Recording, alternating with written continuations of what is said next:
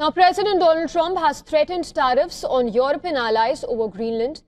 Europe is now scrambling to avert the threats. It has also been considering potential countermeasures in response to Trump's threats, which may include a measure many call a trade bazooka.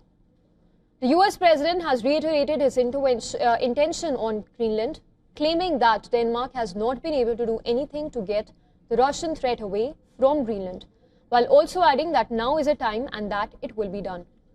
The U.S. president has been citing the threat from Russia as justification for his demand to take over Greenland. Denmark and 7 other European countries have boosted their military presence in Greenland recently. They hoped it would assuage fears over the island's security, but instead the move has invited a threat of tariffs.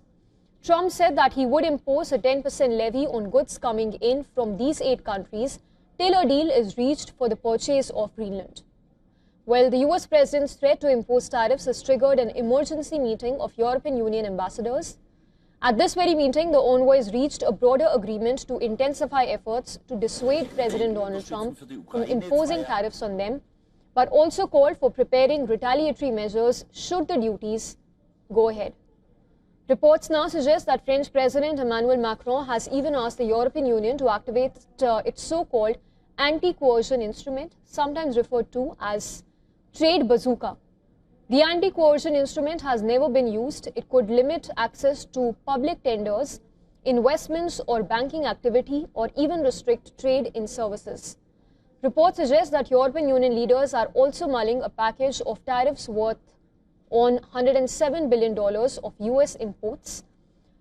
This package was prepared last year but was suspended after trade deal with President Donald Trump. Now, sources say that the tariffs package appeared to command broader support as a first response than anti-coercion measures. European leaders are set to convene for an emergency meet to discuss this on Thursday. In fact, another report that has surfaced claims that Germany could significantly increase the rent U.S. pays to use military facilities on its territory. And this time, the Time reported that while Germany is not considering the closure of U.S. military bases on its territory, it may make the U.S. presence in Europe more costly. United States Army has also over 40 military installations in Germany, which includes the Ramstein Air Base, which houses the NATO Allied Air Command. Meanwhile, a group of German soldiers have returned from Greenland. Reports in German media say that these 15 soldiers flew back from Greenland after their mission ended earlier than planned. These troops have now joined a European mission in Greenland to boost Arctic activity. However, Trump has indicated that he does not believe that Europe can actually secure Greenland.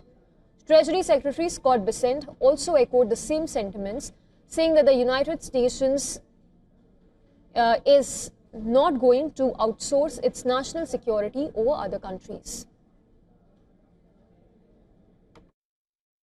And if there were an attack on Greenland from Russia, from some other area, we would get dragged in. So better now, peace through strength, make it part of the United States, and there will not be a conflict, because the United States right now, we are the hottest country in the world, we are the strongest country in the world.